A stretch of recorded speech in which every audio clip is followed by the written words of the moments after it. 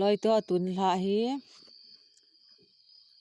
ke ma chane la pujang khalam lang lam phuling te ho la sa na o da chum chum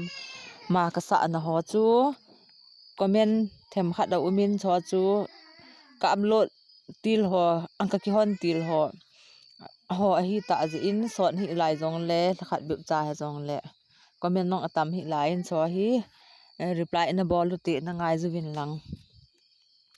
ama spena comment bol chu min tu boy kit in man comment aji in he oi pin sein ham comment na ti jingin comment nei bol in na tikit pon ta na ji reply je ka he poi number 2 na chu alun thojim na theme thank you he alun ka kipa e athum na chu alex chong loi noi ke bo ham kiti chu lasa dan jong aja ja ne he ki na lai as nang wang bol the na zo se nei nu ne he bo ve ka kipa wal je nge so pi he alex nang bon te as nei se le nang jong miching ta mi pa cha them ta mi til ho them ta ne he alin a hele adar mo thu ham sis recording wall ding lunga ni gel kha lo ha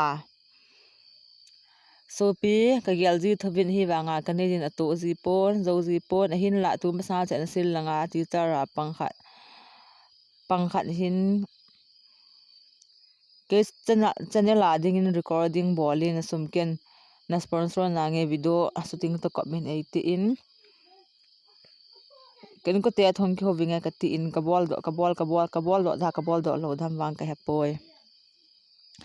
abana changa na achi ki le kimlen thang I love sopi ka ki pa e same to you asik na achu lunmin thang pathen la jong enge sopi pathen la jong ka sa na an ome chi mo a love song sa jong ke di pon o aloho he ka vel o za na bol dinga ke su ka sa ja ka hin bol mai hi bove agup na achule lunmin thang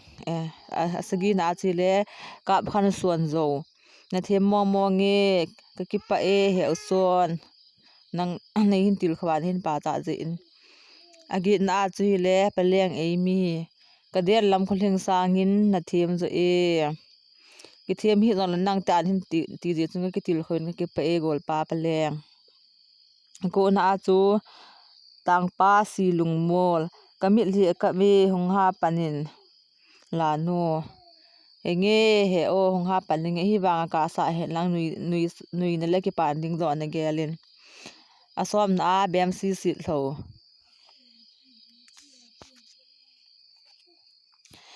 asom na hi bem si si tho hi in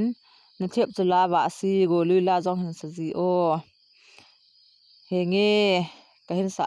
sa ji de he khat nong kahin sa tai ha ngai na ngai in he nu bem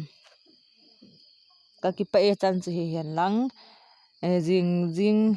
dang jong le comment ho ka video ho comment bol ho reply na in ngai jing di hi adang item dang jong chu i bol tho di hi ka ki pa e chan hin sai ta nge tu ni la comment reply bol na atam hin chi video hi zat bo hi in chan nga tau ta